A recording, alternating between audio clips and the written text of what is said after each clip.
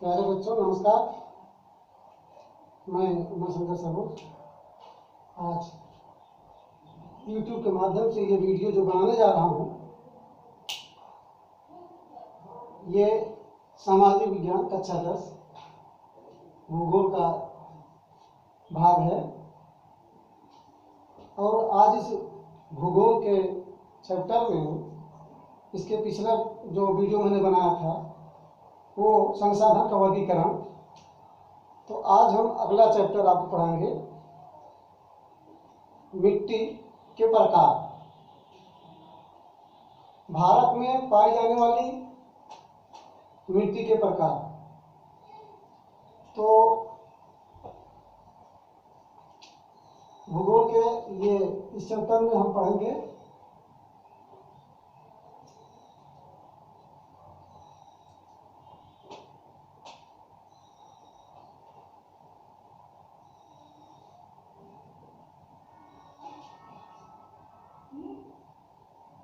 मृदा के, अर्थात मिट्टी को मृदा भी कहते हैं।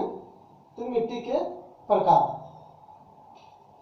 भारत में विभिन्न प्रकार के जलवायु, उच्चावच, भू आकृतियां और वनस्पतियां पाई जाती हैं जो विभिन्न प्रकार की होती हैं।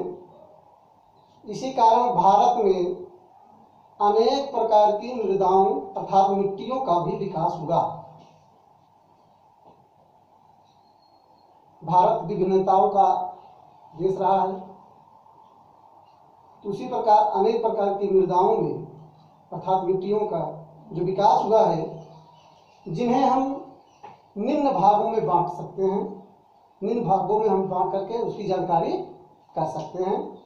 तो पहला है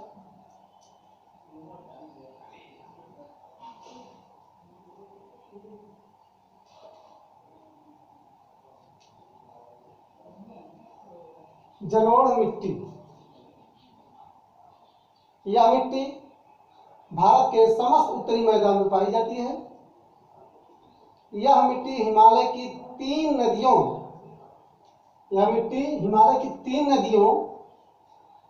गंगा, ब्रह्मपुत्र और सिंधु। यह है गंगा,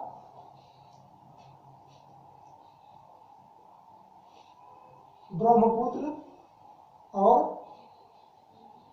सिंधु। यह मिट्टी गंगा, ब्रह्मपुत्र और सिंधु हिमालय की ये तीन नदियों द्वारा लाए गए निक्षेपों के निर्मित अर्थात निक्षेपों से बनी हुई है। इसमें रेत, सिल्ट और मृत्तिका विभिन्न अनुपात में पाए जाते हैं, जिस कारण यह मिट्टी बहुत उपजाऊ होती है। इसमें पोटास, फास्फोरस और चूना पाया जाता है। जलोढ़ मिट्टी गन्ना, चावल, गेहूं तथा दलहन फसलों की खेतों के लिए अधिक उपयुक्त होती है। कौन कौन से ये जो उपयुक्त ये मिट्टी पाई जाती है? गन्ना, चावल, दलहन, ये मुख्य रूप से इस मिट्टी में ये अधिक उपजाऊ होती है। गेहूं, तो इस मिट्टी की विशेषता ये है, इसमें आप ये तीन हिमालय की तीन नदियों से निकली हुई है और गन्ना, चावल, दलहन, गेहूं की इसके लिए ये मिट्टी उपयुक्त होती है। और अब इसी प्रकार हम दूसरी मिट्टी जो भारत में पाई जाती है, दूसरे है काली मिट्टी।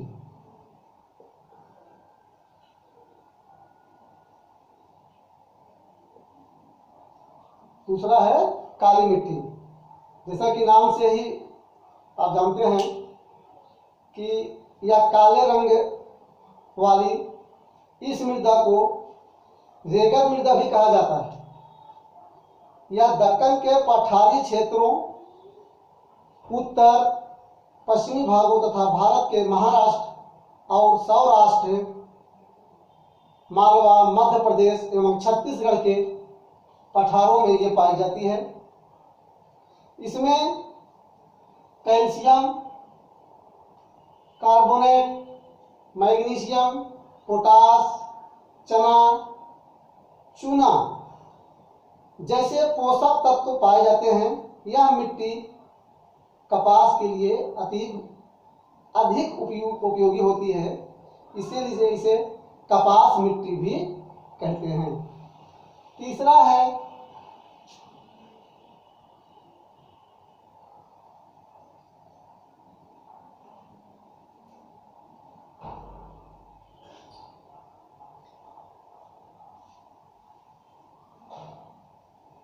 लाल या पीली मिट्टी। लाल मृदा दक्कन पठार के पूर्वी और दक्षिणी भागों में ये रवेदार आग्नेय चट्टानों पर कम वर्षा वाले भागों में पाई जाती है, जहां पर सबसे कम वर्षा होती है, और इनकी मिट्टी ये रवेदार होती है। लोहे के कणों की अधिकता के कारण, लौह तत्व की अधिकता के कारण यह मिट्टी लाल होती है तथा कहीं कहीं यह पीली भी होती है। और यह उड़ीसा, भारत के उड़ीसा, छत्तीसगढ़, मध्य गंगा का मैदान, दक्षिणी हिस्सा और पश्चिमी घाट में के पहाड़ों पर पाई जाती है। इस प्रकार मृदा के प्रकार में आपने जाना कि जलोढ़ मिट्टी, काली मिट्टी, लाल या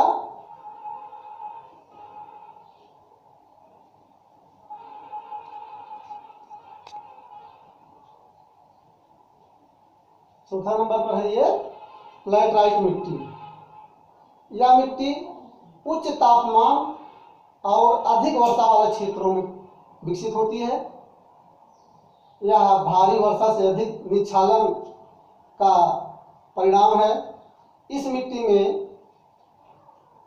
ह्यूमस की मात्रा कम पाई जाती है और ये मिट्टियां मुख्य तौर पर कर्नाटक, केरल, तमिलनाडु,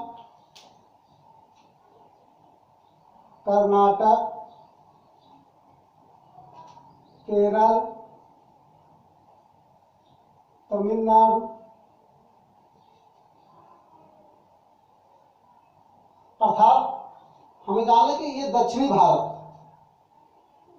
तो इन प्रदेशों में यह मिट्टी की अधिकता, और इसके आगे मध्य प्रदेश, उड़ीसा भी इसमें सम्मिलित हैं, जो असम की पहाड़ी क्षेत्रों तक यह मिट्टी का पाया जाता है। इसमें मुख्य रूप से हम काजू की खेती करते हैं। यहाँ के लोग इस मिट्टी में काजू की खेती की जाती है। इसे काजू मिट्टी के नाम से भी जाना जाता है। और इस प्रकार हम पांचवा नंबर पे जो मिट्टी है उसे मरुस्थली मिट्टी कहते हैं। कौन सी मिट्टी? मरुस्थली।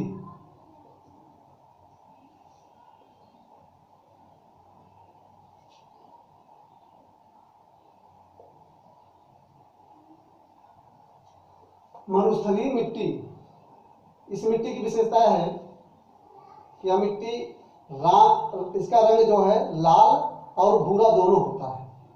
इसमें रेत और नमक की मात्रा अधिक होती है।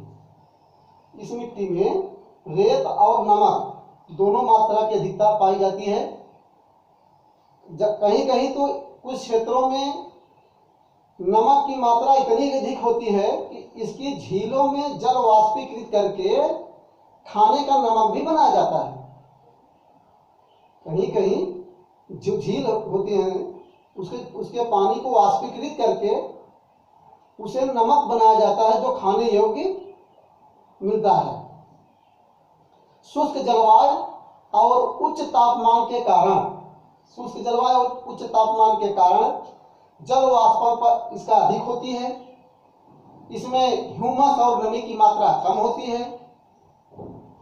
इस मिट्टी के सही तरीके से सिंचित करके, अगर सही तरीके से इसका हम सिंचाई करेंगे, सिंचित तरह से हम देखेंगे, तभी ये कृषि योग्य बन सकती है, तभी खेती ये इस पर हम कर सकते हैं। जैसे पश्चिमी राजस्थान में होता है, वहाँ पर सिंचाई का सुविधा दिया गया है, और सुविधा जब सिंचाई की सुविधा होती है तो वहाँ पर खेती करने योग्य हम इस मिट्टी को कर सकते हैं। छठा नंबर है वन मिट्टी, पर्वत या वन मिट्टी।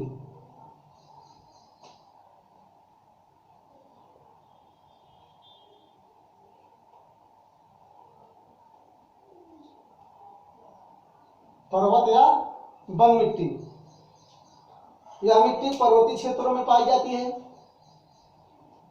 जहां पर्याप्त मात्रा में वर्षा वन उपलब्ध होता है। इन मिट्टियों के गठन में पर्वतीय पर्यावरण के अनुसार बदलाव आता रहता है। नदी घाटियों में यह मिट्टी दोमट और सिल्टदार होती है। किस प्रकार होती है? दोमट और सिल्टदार होती है, लेकिन ऊपरी ढालों पर इनका गठन मोटे कणों के अनुसार होता है।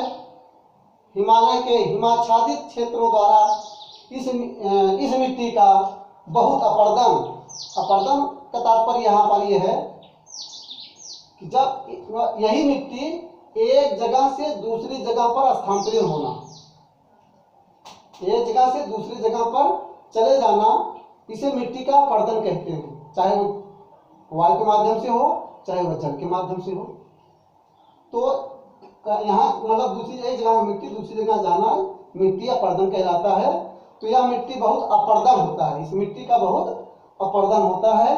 तो इस प्रकार आज हम सामाजिक विज्ञान के आपके भूगोल चैप्टर में मिट्टी अर्थात मृदा के प्रकार के विभिन्न पर्वत मतलब उसके प्रकार को जाना। पहला है जलोढ़ मिट्टी, दूसरा काली मिट्टी, तीसरा लाल या पीली मिट्टी, चौथा लैटराइट मिट्टी, पांचवा मरुस्थलीय मिट्टी और छठा है पर्वत या वन मिट्टी। इस प्रकार आज की इस वीडियो के माध्यम से आपको मृदा के प्रकार अर्थात मिट्टी के प्रकार के बारे में जानकारी दिया। और बच्चों, इस YouTube के माध्यम से आप इसको सब्सक्राइब जरूर करिएगा और लाइक करिएगा, इससे हमें ये जानकारी मिले। बहुत बहुत सा धन्यवाद, नमस्कार।